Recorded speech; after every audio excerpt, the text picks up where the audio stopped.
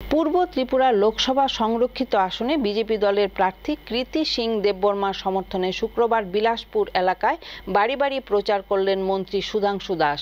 এদিন প্রচারে বেরিয়ে তিনি মোদিজির হাতকে শক্ত করার জন্য বিজেপি প্রার্থীদের বিপুল ভোটে জয়যুক্ত করার আহ্বান করেন। পূর্ব ত্রিপুরা লোকসভা সংরক্ষিত আসনে বিজেপি দলের মনোনীত প্রার্থী কৃতি সিং দেববর্মার সমর্থনে শুক্রবার বাড়ি বাড়ি প্রচার অভিযান কর্মসূচি পালন করেন মন্ত্রী সুধাংশু দাস।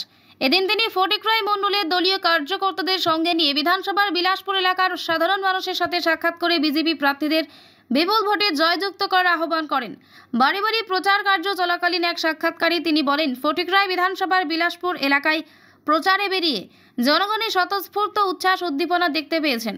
তার পাশাপাশি তিনি উল্লেখ করেন, প্রধানমন্ত্রী মোদিজি এবং মুখ্যমন্ত্রী মানিক সাহার কাজের প্রশংসা করছেন এলাকার মানুষ। তাই লোকসভা নির্বাচনে বিজেপি মনোনীত প্রার্থী কৃতি সিং দেববর্মার জয় নিশ্চিত, শুধু সময়ের অপেক্ষা বলে অভিমত ব্যক্ত করেন মন্ত্রী সুধাংশু দাস।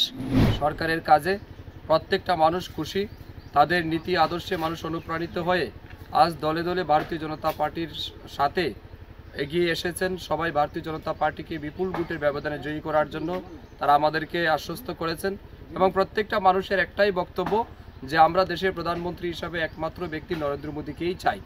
তাই এই লক্ষ্যমাত্রা নিয়ে আমরা জনসম্পর্ক করেছি এবং মানুষের যে অভূতপূর্ব সাড়া আমরা দেখেছি, সত্যি আমাদের খুব ভালো লেগেছে। আমি সবাইকে ধন্যবাদ জানাই এবং আমি সবাইকে আবেদনও করব আমাদের দেশের যশস্বী প্রধানমন্ত্রী নরেন্দ্র মোদীজিকে আবারও তৃতীয়বার প্রধানমন্ত্রী বানিয়ে বিকশিত ভারত সংকল্পকে বাস্তবায়িত করার লক্ষ্যে আরও এক ধাপ যেন আমরা এগিয়ে দিই। প্রধানমন্ত্রীকে ওনার হাত যেন শক্তিশালী করি, দেশের এবং রাজ্যের উন্নয়নকে আরও বেশি গতিশীল করার জন্য আমার আপনার মূল্যবান ভোট আগামী 26শে এপ্রিল আমাদের প্রার্থী কৃতি সিং দেববর্মার পক্ষে পদ্মফুলে ভোট দিয়ে আমরা জয়যুক্ত করব। এই আহ্বান নিয়ে আজকে আমরা সবাই জনসম্পর্কে সামিল হয়েছি।